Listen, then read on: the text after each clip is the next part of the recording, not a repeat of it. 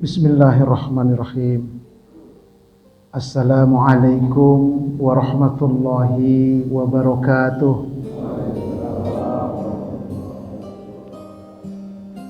Alhamdulillahi wa kafa. Wassalatu wassalamu ala rasulihil mustafa wa ala alihi wa ashabihi wa man ihtada. Amma ba'd. Puji dan syukur alhamdulillah, mari senantiasa kita haturkan kehadiran Allah Subhanahu wa taala yang telah dan masih menganugerahkan berbagai macam nikmat dan karunia kepada kita. Di antaranya nikmat aman, nikmat nyaman. Kalau kita perhatikan saudara-saudara kita yang ada di Cianjur dan sekitarnya, mereka sedang mendapatkan ujian dari Allah. Nah, ada yang bertanya, Ustadz, kok daerah kita belum dapat juga ya? Saya bilang, sabar dululah. Kok begitu Ustadz? Nah, rahasianya, kenapa Jakarta sekitarnya belum dapat juga bencana? Karena Jakarta sekitarnya masih banyak pengajian seperti ini. Jujur nih, kalau saya pulang ke daerah, sulit kita menemukan pengajian seperti ini. Jadi kalau di negeri itu, di kampung itu, masih banyak orang yang beristighfar kepadaku. Masih banyak hamba-hamba yang berzikir kepadaku. Maka aku tahan azab itu.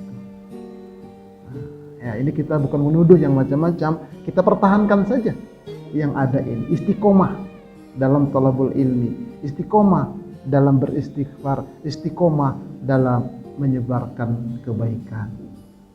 Itu yang pertama. Kemudian salawat dan salam semoga Allah sampaikan keharibaan Nabi kita Muhammad SAW.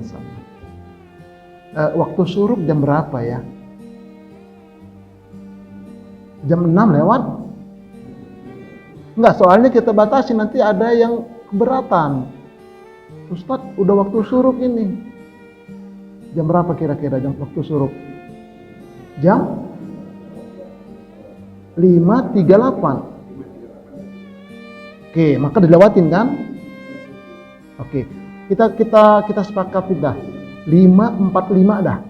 Nah, berarti jam 6 kurang seperempat kita stop.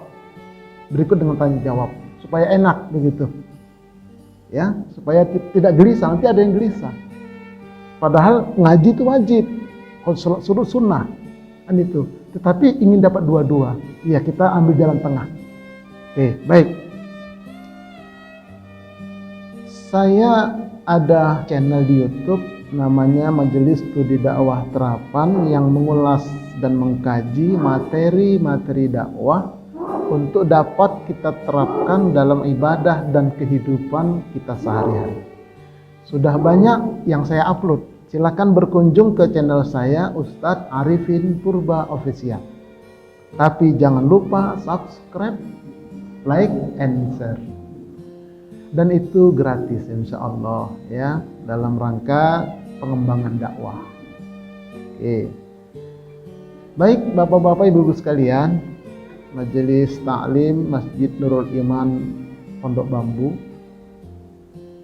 Nih, tahun baru bukan untuk diperingati. Hati-hati. Bukan untuk diperingati.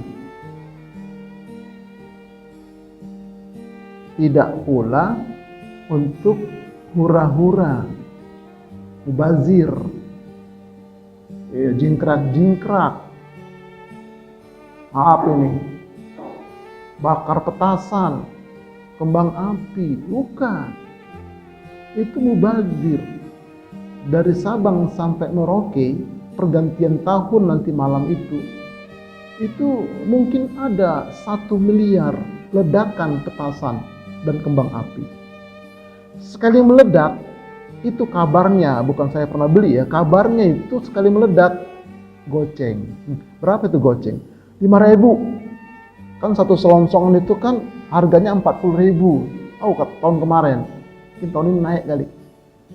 Itu 40.000, begitu dipasang itu ada 8 kali ledakan.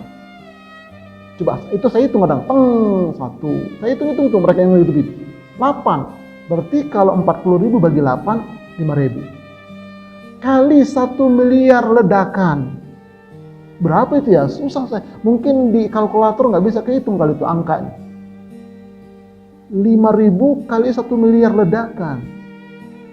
Apalagi di puncak tuh.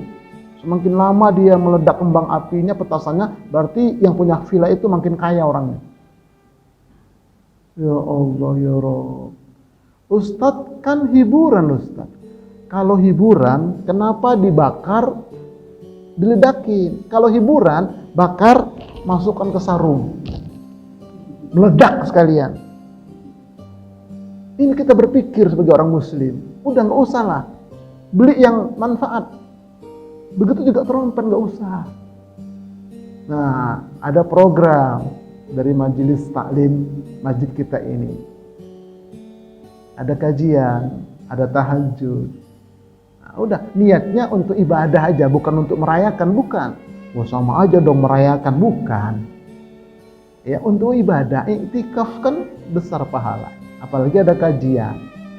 Nah, lalu kalau begitu apa yang harus kita lakukan Ustadz? Nih dia. Kita hendaknya pergantian tahun itu kita jadikan sebagai peringatan. Gitu ya. Sebagai peringatan dalam rangka kita melakukan refleksi muhasabah diri. Nah, ini nanti malam acaranya, tapi ini saya kasih bocorannya dulu. Gak apa-apa kan, nanti biar lebih mantap gitu. Nah, oke ya. Ini harus kita lakukan. Kita melakukan refleksi muhasabah diri. Bagaimana penjelasannya? Tetap bersama saya, jangan kemana-mana. Perhatiannya. Ya. Oke. Allah Subhanahu wa ta'ala berfirman di dalam surah Al-Hasyr. A'udzu billahi minasyaitonir rajim. Ya ayyuhalladzina amanu ittaqullaha wal tanzur nafsum ma qaddamat lighad. Wattaqullaha innallaha khabirum bima ta'malun. Wahai orang-orang yang beriman, bertakwalah kepada Allah dan hendaklah setiap diri memperhatikan apa yang telah diperbuatnya untuk hari esok atau akhirat, dan bertakwalah kepada Allah. Sesungguhnya Allah Maha mengetahui apa yang kamu kerjakan. Nah, jadi ayat ini memerintahkan kepada kita untuk senantiasa melakukan muhasabah diri. Muhasabah diri ini ada yang sifatnya harian, malam tahajud atau sebelum tidur, dia muhasabah. Satu hari ini dari mulai bangun tidur sampai saya mau tidur lagi, apa kebaikan yang sudah saya kerjakan, apa keburukan yang sudah saya lakukan. Nah, itu muhasabah harian namanya. Ada juga itu muhasabah mingguan, setiap Jumat. Tuh, ketika kita masuk ke masjid hari Jumat, lebih awal kita datang, kita muhasabah di situ. Itu namanya pekanan. Ada juga muhasabah bulanan. Pada waktu Yaumul Bid misalnya, puasa tengah-tengah bulan. Nah, di situ kita muhasabah juga. Ada muhasabah tahunan. Boleh jadi setiap Ramadan, ya. Kemudian juga setiap awal tahun Hijriah, setiap juga akhir tahun seperti ini. Nah, kita melakukan muhasabah tahunan. Nah, jadi kita diperintahkan oleh Allah untuk senantiasa memperhatikan apa yang telah dia lakukan untuk hari esok. Godin untuk hari esok. Mari kita kaji menurut para alim ulama. Ya, nih. Ada yang mengartikan godin sesuai dengan makna aslinya, yaitu esok. Makanya kan ada niat nawaitu sauma godin. Godin itu artinya esok. Nah, dan kita diperintahkan untuk selalu melakukan introspeksi diri serta perbaikan guna mencapai masa depan yang lebih baik. Dengan melihat masa lalu untuk dijadikan pelajaran bagi masa depan. Nah, itu tekniknya. Jadi melihat masa lalu untuk dijadikan perbaikan masa depan. Ibarat kita naik mobil, kan ada kaca spion. Nah, kita lihat spion masa lalu. Tapi ingat, nggak boleh lama-lama. Spion terus dilihat, nabrak. Makanya kita nggak boleh terpaku dengan masa lalu. Sekedar aja, oh iya, maju lagi. Oh iya, maju lagi. Makanya kalau masuk tol, afwan ini, alhamdulillah, udah ada muhasabah nih. Masuk tol, usahakan kalau kita mobil pribadi, jangan pintu masuk yang untuk truk. Hati-hati, nanti ada truk itu blong remnya. Nah, lebih baik kita masuk yang ada pelangnya khusus untuk sedan. Dan kita harus lihat juga ke belakang. Tuh, itu namanya melihat masa lalu, melihat ke belakang untuk ke depan. Itu muhasabah, maknanya godin itu begitu. Tapi sekali lagi, jangan lama-lama ngelihat ke belakang. Nah, tuh ya. Menurut Al-Qurtubi, yang dimaksud dengan kata godin adalah hari akhirat. Nah, ini yang lebih panjang dia. Allah senantiasa mendekatkan hari kiamat hingga menjadikannya seakan-akan terjadi esok hari. Itu indah sekali bahasa Al-Quran. Ya, hari kiamat itu seolah-olah besok, dekat dia. Makanya kita melakukan muhasabah diri, melihat kepada diri untuk persiapan hari akhirat. Hari esok maksudnya hari akhirat menurut Imam Al-Qurtubi. Nah, di sini ya pemahamannya. Baik. Nah, selanjutnya Allah Subhanahu wa taala bersumpah atas nama waktu. Dalam firman-Nya wal asr. Maknanya demi masa.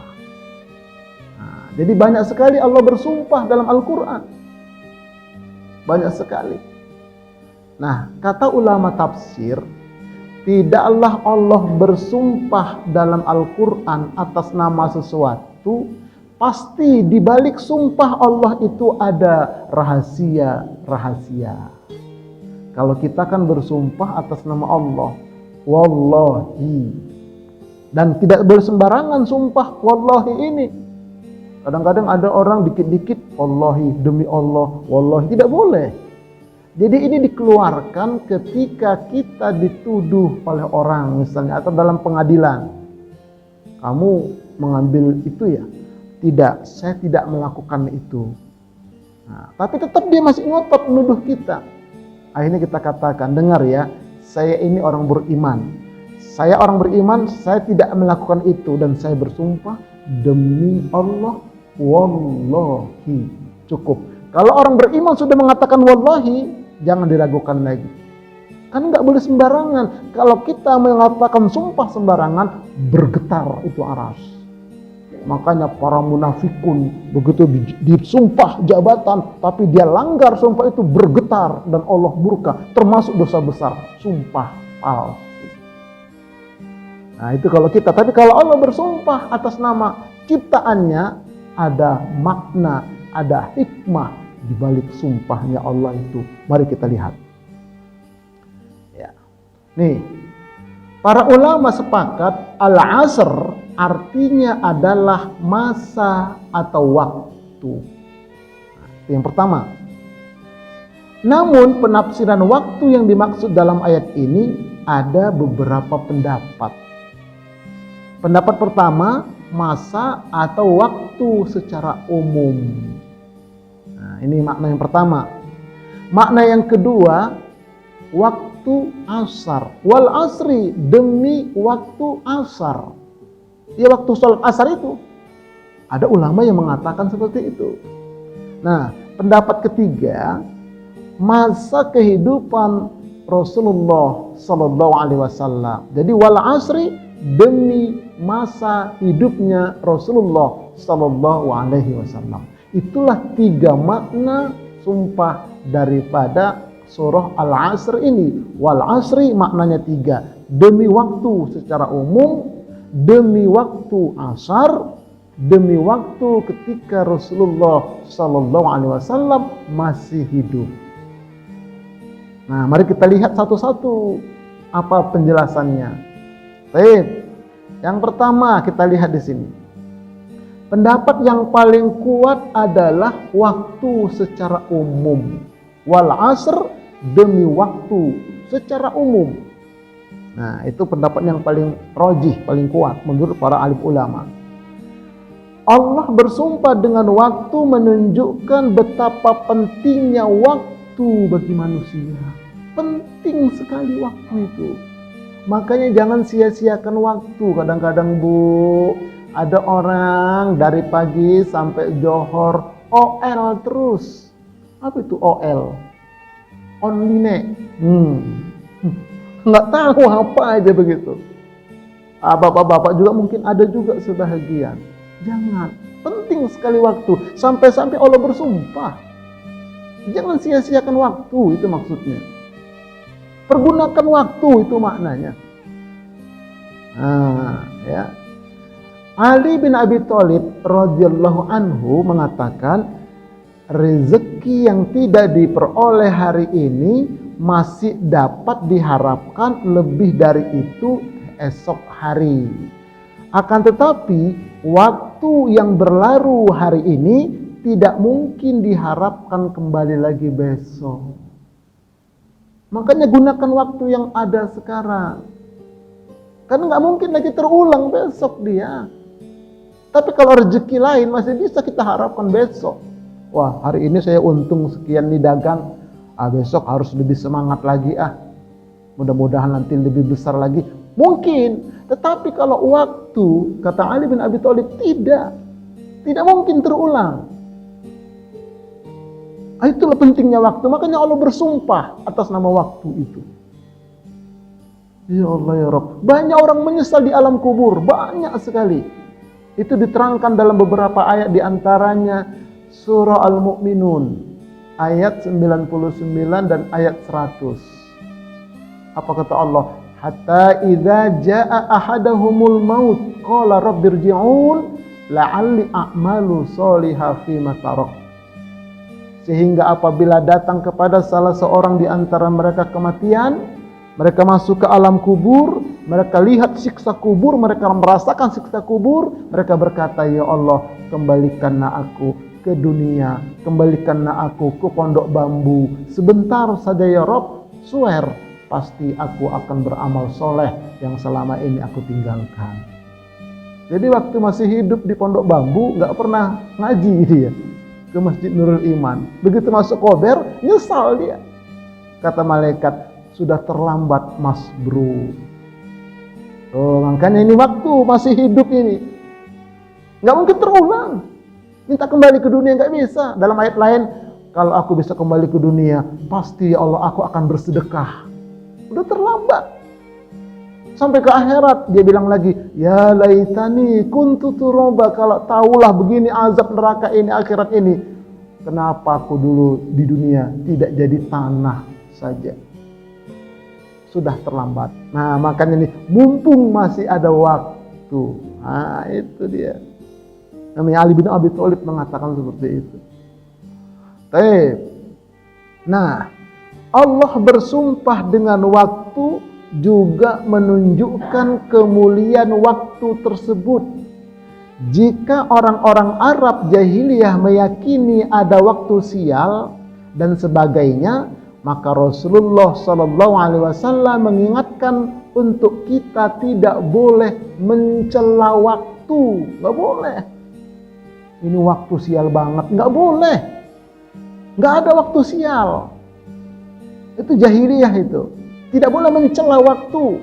Bukan waktu yang salah. Kitanya yang tidak mau menggunakan waktu secara benar. Nah, ini ya. Makanya Rasulullah bersabda, An Abi Hurairah, anin Nabi sallallahu alaihi wasallam qala, la tasubbud dahra fa innallaha huwad dahru. Artinya, janganlah kalian mencela waktu karena sesungguhnya Allah adalah pemilik waktu. Hadis ini sahih diriwayatkan oleh Imam Muslim. Nggak boleh. Jadi misalnya begini, ini apa ini?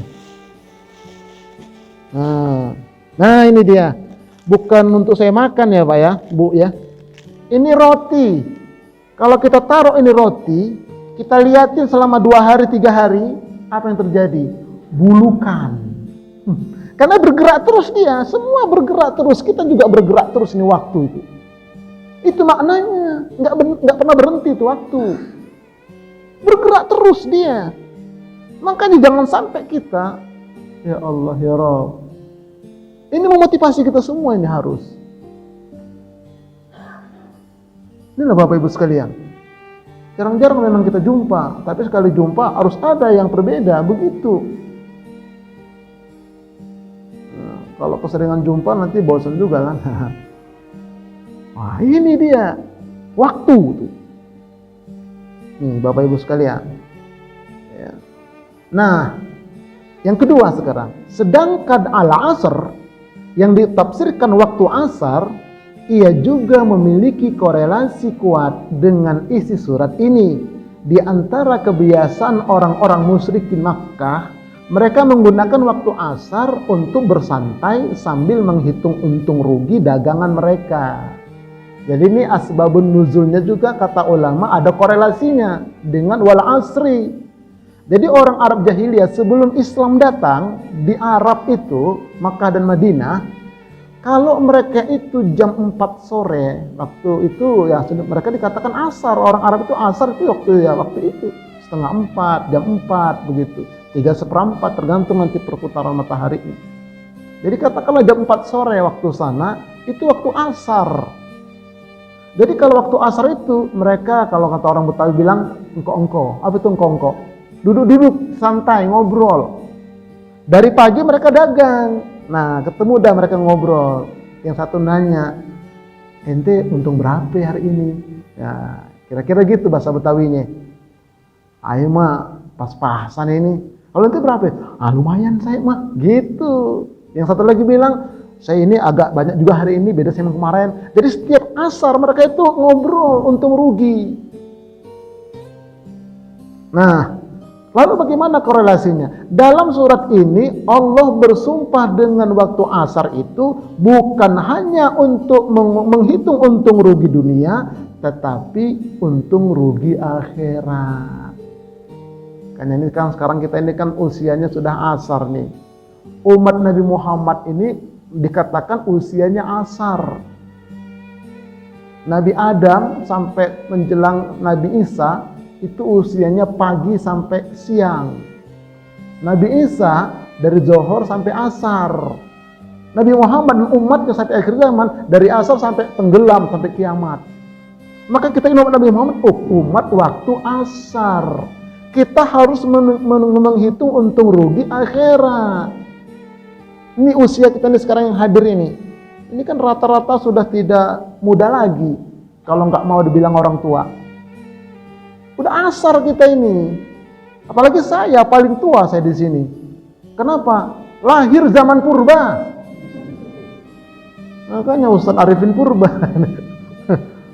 Iya, udah waktu asar kita ini. Makanya kita harus banyak hitung untung rugi akhirat. Itu maknanya loh, muhasabah itu. Oke, mulai dah ya Bu ya. Bapak-bapak ya, mulai kita Bu, apalagi sih yang dicari? Bapak-bapak juga, apalagi yang dicari? Ya Allah ya Rob. Kemaruk dengan dunia, kemaruk dengan politik, menghalalkan segala macam cara. Mati mati ujung-ujungnya. Ujung-ujungnya mati. Ayo untung rugi coba gimana? Nah, itu maksudnya itu sering-sering kita muhasabah. Udah asar, udah mau tenggelam matahari begitu. Asarnya bukan jam 4, setengah 6. Itu dia. Ayo. Nah, inilah makna ya wal asri itu. Tetap ada korelasinya. Menghitung untuk kehidupan akhirat tadi. Baik. Nah, selanjutnya. Waktu itu seperti pedang, kata Imam Asy-Syafi'i. Al-waktu kas-sayf. Fa'in qata'tahu wa illa qata'aka. Wa nafsuka in lam tasgolha bil haqqi wa illa syagoltaka bil batil. Atau syagolatka bil batil. Nah, maknanya, waktu itu laksana pedang. Jika engkau tidak menggunakan waktu itu, maka waktu itu akan menebas-nebasmu, mencabik-cabikmu. Itu tadi, dia digerogotin kita sama waktu. Lama-lama tua mati. Kan ada itu, kalau kita lihat ada video perubahan dari muda, nenek-nenek mati. Muda kakek-kakek mati. Itulah perubahan waktu, dia cepat, dipercepat. Kalau kita nggak gunakan, habis kita ditebas sama waktu itu. Dan dirimu jika tidak tersibukkan dalam kebaikan, pasti kamu tersibukkan dalam kesia-siaan. Artinya ini waktu yang ada ini, kalau kita tidak isi dengan kebaikan, pasti kita akan berbuat sia-sia, itu maknanya. Kalau nggak ngaji sekarang ini, pasti di rumah ngapain? Bisa OL, bisa tidur, bisa melamun, macam-macam. Tapi kalau ngaji kita gunakan, ini kebaikan. Kalau misalnya nanti malam pergantian tahun, kalau nggak datang dia ke masjid untuk kebaikan, pasti nuyur. Itu makanya ada beberapa pesantren, liburnya besok itu. Ada itu, ponakan saya di Medan, kapan libur? Saya bilang, besok. Kebalikannya, anak saya itu besok baru masuk pesantren. Nah itu begitu. Jadi kalau kita tidak gunakan waktu itu dengan kebaikan, maka kita akan melaksanakan atau mengerjakan kesia-siaan setidak-tidaknya. Apalagi bisa berdosa dia. Nah makanya kita gunakan. Ya misalnya kita gunakan waktu di atas motor nih, di atas motor, ya atau di atas mobil. Gunakan waktu situ berselawat kepada Nabi. Jangan diem bengong. Ayam saya bengong mati maren. Nggak boleh bengong, nggak boleh diem. Berzikir, berselawat. Nah, selawat Nabi itu ada selawat buntung, ada selawat full. Selawat buntung itu Allahumma sholli ala habibina Muhammad, Allahumma sholli ala Muhammad, Allahumma sholli ala Muhammad. Itu sepotong, lengkapin. Allahumma sholli wa sallim ala Muhammad wa ala ali Muhammad. Pakai wa ala alinya. Jadi kalau kita berselawat kepada Nabi dan kepada keluarga Nabi, maka kita dapat balasan untuk kita, keluarga kita. Itu maknanya.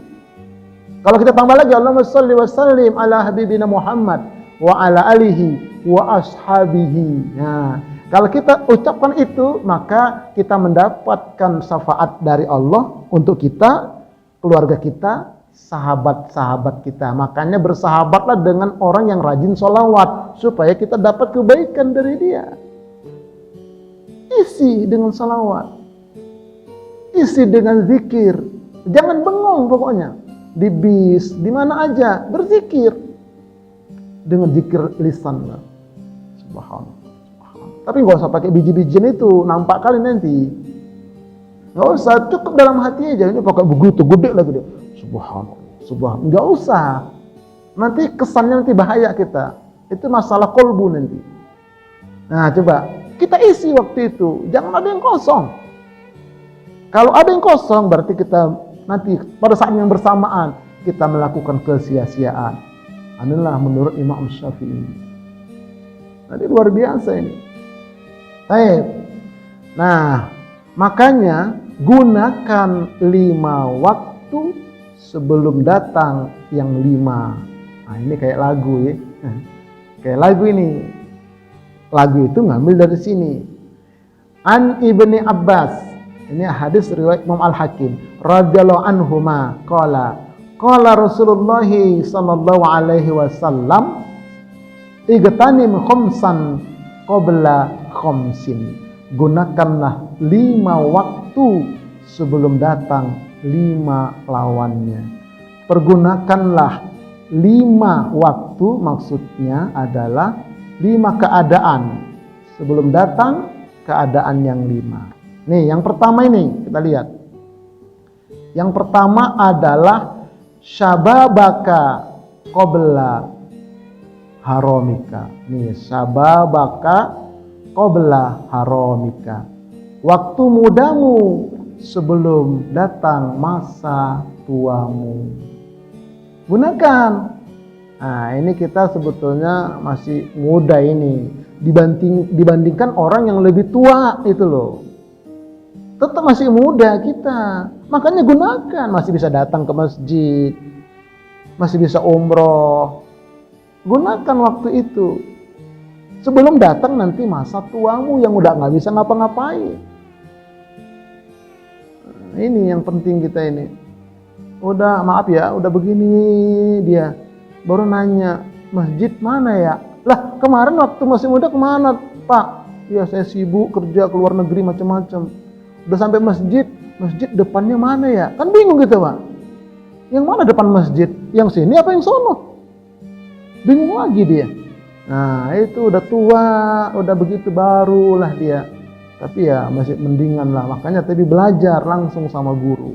Itu yang pertama. Yang kedua, wasihataka qabla saqamika. Ya. Waktu sehatmu gunakan sebelum datang sakitmu. Nikmatnya sehat itu akan terasa ketika kita sakit. Baca Quran, satu kebet, mata berair. Ya Allah, baru setengah halaman ya Allah, udah berair mata. Lah dulu waktu masa saya kemana? Kan begitu. Ngaji ngengsot kanan, ngengsot kiri. Kenapa? Asam urat. Tentunya saya mah pengen lama ngaji. Tapi begini, dah dulu waktu sehat kemana? Itu maknanya. Gunakan sehatmu sebelum datang sakitmu.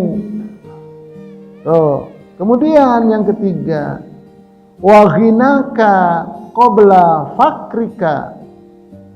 Waktu kayamu gunakan sebelum datang waktu miskinmu. Hidup ini seperti roda berputar.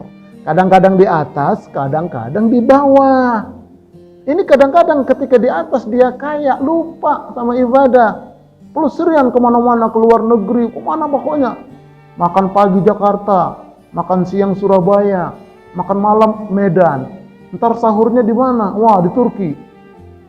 Ngabisin duit. Begitu kere, baru dia datang, Ustadz. Ada apa Pak? Umroh berapa sekarang Ustadz? Bapak mau umroh? Enggak, nanya doang. Begitu kata dia. Allahu Akbar ya Allah. Itu makanya lagi kaya, jangan lupa, gunakan. Sesungguhnya apa yang kita infakkan di jalan Allah, itulah hakikat tabungan kita di akhirat. Nih, 3 macam itu harta itu. Yang kita makan, besok pagi jadi kotoran. Walaupun dia tuh sate padang. Jadi kotoran pagi-pagi. Nah itu yang kita makan. Yang kita tinggalkan kalau kita mati, jadi warisan. Iya kalau anak-anak kita pada benar. Kalau enggak berantem tuh, bunuh-bunuhan. Dan banyak itu. Perguruan-perguruan Islam, yayasan-yayasan Islam, apalagi bukan Islam, berantem tuh anak cucunya. Nah itu kalau harta ditinggalkan. Tapi kalau harta yang kita infakkan, yang kita nafkahkan di jalan Allah lewat infak, zakat, sedekah, itulah hakikat tabungan kita di akhirat. Makanya kalau ada orang ngasih infak kemari, ngasih wakaf, seharusnya yang mengucapkan terima kasih yang memberikan itu. Terima kasih ya bapak-bapak, ibu-ibu panitia Masjid Nurul Iman telah mau menerima harta kami dan menyalurkannya. Terima kasih, semoga Allah membalas dengan balasan yang melipat ganda untuk bapak ibu. Itu harusnya. Jangan panitia yang terima kasih sama mereka. Jangan, justru kita yang memberikan itu. Tolong ini Pak, kan gitu kita kira-kira. Tolong ini Pak, salurkan Pak ya. Nah, itu kan tujuannya, disalurkan, dapat dia pahala untuk akhirat. Makanya dia berterima kasih sama kita. Tapi ini kebalik, kita yang berterima kasih sama orang ini, kita manggil-manggil. Harusnya ada kesadaran dari kita. Apa yang kita berikan itu yang menjadi milik kita hakikatnya. Gunakan kayakmu sebelum datang keremu. Kira-kira begitu. Nah kemudian wa faraghoka qabla syughrika. Ya. Gunakan waktu lapangmu sebelum datang waktu sempitmu. Ini kadang-kadang cucian, setrikaan Bu.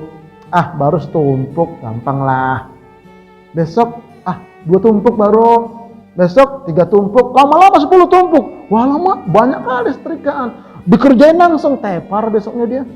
Kenapa dipaksain? Waktu senggang gak digunain. Begitu juga ini teman-teman mahasiswa ini. Mau nyusun skripsi, gampang lah. Begitu sudah setahun 2 tahun gak dikerjain, hampir deadline dia. Baru sibuk dia pontang-panting. Kenapa? Waktu senggang kemarin kenapa gak digunain? Begitu. Apalagi kemarin waktu masa Covid tuh para ustadz kan banyak nganggurnya itu, banyak stres. Iya, kan alhamdulillah saya tuh bikin channel YouTube, kemudian saya menulis buku, langsung dapat 2 buku. Tebal-tebal lagi dia alhamdulillah. Menerjemahkan bacaan sholat kata per kata, dilengkapi dengan gerakan dan zikir ba'da sholat, zikir pagi petang. Nah itu bukunya tuntunan umroh. Alhamdulillah itu.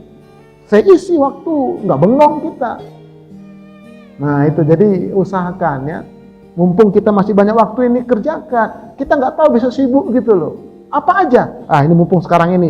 Bener besoknya ada mendadak acara keluarga diundang yang meninggal. Kan udah selesai ini gitu. Kalau besok aja tiba-tiba ada musibah, keluarga macam-macam nggak bisa kita kerjain.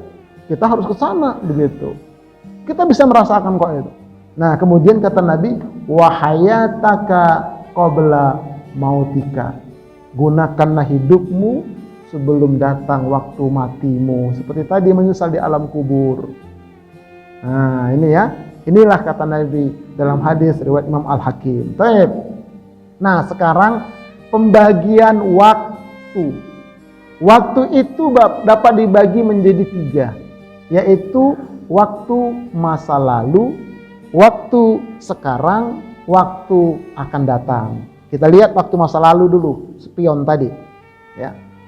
Jadi 1 detik yang lalu hanya sebagai kenangan, tidak mungkin terulang lagi.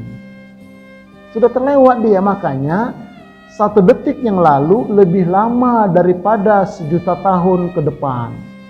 Kenapa? Karena ke depan kita akan temui, tapi yang lalu sudah berlalu. Jangan meratapi masa lalu. Nggak boleh. Ya Allah, kenapa saya begini. Akhirnya begitu terus, meratap terus. Nggak boleh. Ya, jangan mengungkit-ungkit masa lalu, apalagi suami istri ini. Sedikit ada ribut, udah diungkit-ungkit. Kamu sih sama dia melulu perhatiannya. Udah Ma, dia itu kan masa lalu Papa. Sudah Papa tutup loh, dikunci di peti mati. Habis itu ngomong lagi, Papa sih diungkit lagi. Mama sih nggak boleh. Tutup sudah masa lalu, jangan diungkit-ungkit. Nah, itu maknanya. Ini untuk pribadi ya, untuk keluarga ya. Tapi kalau untuk keselamatan bangsa, kejahatan masa lalu sekali-sekali perlu juga dikenang, supaya jadi pelajaran ke depan. Nah itu dia. Jadi nggak boleh kita ngungkit-ngungkit. Nah, jangan bangga dan tenggelam dengan masa lalu. Saya ini keturunan darah apa? Hijau atau biru? Darah biru. Wah, begitu kena merahnya. Nggak boleh bangga. Kamu siapa? Pokoknya dulu. Nggak boleh. Biarlah dulu. Nggak usah bangga kita dengan keturunan kita. Itu sekedar keturunan zaman dulu kok. Nggak boleh kita bangga. Nah, jadi supaya tawaduk kita. Kemudian jika masa lalu itu yang baik-baik, nah itu teruskan. Ini muhasabah tadi.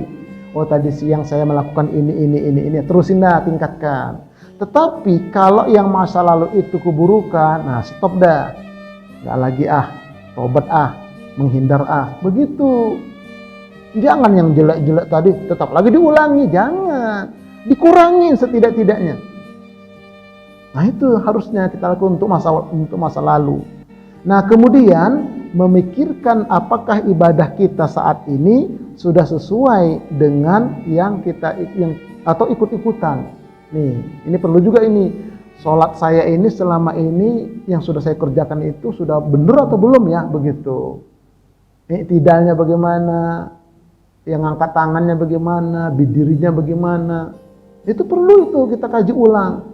Jangan mengatakan yang penting mah sudah sholat Ustadz, mau diterima, mau kagak, nang gua pikirin. Nggak boleh begitu. Tetap kita harus introspeksi terus. Akidah saya selama ini bagaimana ya? Nah, itu harus kita lakukan tentang masa lalu. Ya, kita jadikan pelajaran dia. Baik. Nah, kemudian waktu masa sekarang. Nih ya. Masa sekarang. Inilah hakikat kehidupan, yaitu detik-detik yang kita jalani. Tuh, Pak, kayak batu jam. Jam itu kan ada baterainya. Ya, ada baterainya tuh jam. Jam itu baterainya itu berapa lama usianya, Pak? Setahun tuh, Bu. Baterai itu setahun loh biasanya. Ya merek apalah gitu, gak usah sebut mereknya. Setahun dia. Itu mati dia itu. Ya mati. Begitu juga kita ini dikasih baterai oleh Allah, umur itu. Detik-detik itu yang kita jalani. Tik, tik, tik, tik. Begitu itulah waktu sekarang yang sedang kita jalani. Nah, seperti batu baterai jam itu. Nah, kita diberi waktu 24 jam sehari semalam. 24 jam sama dengan 1440 menit. 1440 menit sama dengan 86.400 detik. Kok Ustadz tahu? Sudah saya hitung duluan. Kalau nggak percaya ntar hitung dah. Jadi sehari semalam kita dikasih waktu, Pak, 86.400 detik. Sehari semalam kita ngitung 1, 2, 3, ngitung terus sampai nanti 86.400 detik. Itulah kehidupan kita 24 jam. Dan kita tidak tahu pada detik berapa kita mati dan sedang apa kita mati, kita nggak tahu. Makanya isi waktu-waktu itu, detik-detik itu dengan yang positif supaya kita pun matinya husnul khotimah. Begitu. Hati kita itu jangan main gaple. Mampus loh, mampus juga dia. Pas detik kesekian, nah itu dia. Banyak orang yang mati lagi korupsi, mati lagi berzina, macam-macam. Nah, itulah hidup kita itu, detik-detik yang kita jalani. Itu muhasabah kita. Ya Allah ya Rabb. Nah, umur umat Nabi Muhammad itu antara 60 sampai 70 tahun. Nabi pernah ditanya, berapa sih umur manusia itu ya Rasulullah? Kata Nabi, umur manusia tidak jauh berbeda dari umur nabi-nabi mereka. Nabi Adam 1000 tahun, maka umur umatnya pun sekitar itu. Nabi Nuh 900 tahun, umur umatnya tidak jauh dari itu. Umur umatku antara 60 sampai 70. Ada yang dapat diskon, ada yang dapat bonus. Diskon artinya kurang 60. Bonus artinya lebih 70, cuman dikit. Nah, kalau kita mau pas mengikuti Nabi, nah bisa. Nabi 63 tahun. Makanya yang hari ini berumur, orang yang hari ini berumur 62 tahun, lebih 11 bulan, lebih 28 hari, siap-siap 2 hari lagi. Nah, itu dia. Kalau ngikutin Nabi umur 63, sekarang umur kita 60, berarti tinggal 3 lebaran lagi. Bang Toyib berapa lebaran nggak pulang dia? Nah, jangan-jangan lebaran ini pulang dia. Kalau ada umur orang sekarang ini 66 tahun, 68 tahun, ingat, dia sekarang sedang berada pada death area. Bukan rest area, death area. Itulah umur kita, detik-detik yang kita jalani. Ya Allah ya Rabb. Tetapi banyak manusia yang lalai. Ghafilun, lalai, gofil, gaplek. Itu artinya tuh lalai. lalai terhadap persiapan dia untuk akhirat terutama. Sibuk sana sini macam-macam. Baik, ini namanya waktu sekarang. Terakhir, waktu yang akan datang. Mari kita lihat ya, sebagai harapan. Nah, jadi waktu yang akan datang itu sebagai harapan. Hanya orang yang punya harapan lah yang memiliki semangat hidup. Kalau nggak ada harapan, udah nggak semangat hidup.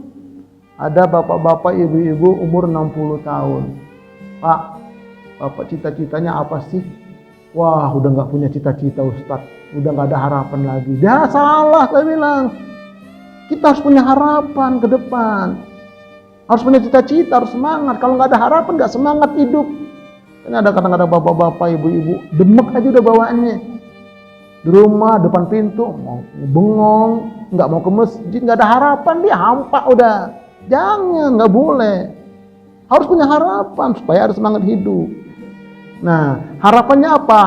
Harapan jangka pendek yaitu dunia beserta isinya. Ini yang masih muda, sekolah. Itu demi masa depan. Ingin menikah, dapat masa depan, ntar punya anak, ntar punya rumah, ntar punya mobil, ntar pergi umroh dan lain-lain. Dengan demikian dia semangat hidup. Ini jangka pendek. Nah, bagi yang yang tidak muda lagi ini tadi, yang sudah berumur lumayan, kita harus memiliki harapan jangka panjang, yaitu masuk surga, terhindar dari neraka. Itu harapan masa depan. Aku pengen masuk surga, tapi masuk surganya tanpa hisab. Ada orang masuk surga, mampir dulu di neraka. Ada, ya udah pada gosong wajahnya. Ntar sampai di surga, orang pada nanya, dari mana mas? Gua nyemplung dulu ke neraka. Ada yang masuk neraka, kekal selamanya. Itulah muslim munafik, muslim fasik, muslim musyrik, murtad, kafir, itu kekal di neraka selama-lamanya. Tapi ada yang masuk surga tanpa hisab. Nah, ini dia ya. Semangat beramal soleh, beribadah demi harapan panjang dia. Dia perbaiki akidahnya, dia perbaiki ibadahnya. Kenapa? Punya harapan masa depan, masuk surga tanpa hisab. Nah, makanya Allah berfirman dalam surah Ali Imran ayat 185. Kullu nafsin dha'iqatul maut wa innama tuwaffawna ujurakum yaumal qiyamah faman zuhziha 'anil nar wa udkhilal jannah faqad faz wa mal hayatud dunya illa mata'ul ghurur. Artinya, hai setiap yang berjiwa pasti akan merasakan mati. Dan sesungguhnya pada hari kiamat sajalah disempurnakan pahalamu. Barang siapa yang dijauhkan dari neraka, dimasukkan ke dalam surga, maka sesungguhnya dia telah beruntung. Kehidupan dunia ini tidak lain hanyalah kesenangan yang memperdaya, kesenangan yang menipu. Jadi dunia ini tipuan, dunia ini mimpi. Nanti orang sudah mati dikubur, baru dia bangun dari mimpi. Ya Allah, kembalikan aku ke dunia. Begitu. Setelah kuburan dia baru nyadar, baru bangun. Sekarang kita sedang mimpi, makanya bermimpilah kita yang baik-baik ini. Ya, punya mimpi ke depan, masuk surga tanpa hisab. Ini Bapak Ibu sekalian. Nah, jadi ini yang harus kita lakukan ya. Mudah-mudahan bermanfaat. Wallahu a'lam bishawab. Sampai jumpa, semoga bermanfaat. Billahi taufiq wal hidayah. Assalamualaikum warahmatullahi wabarakatuh.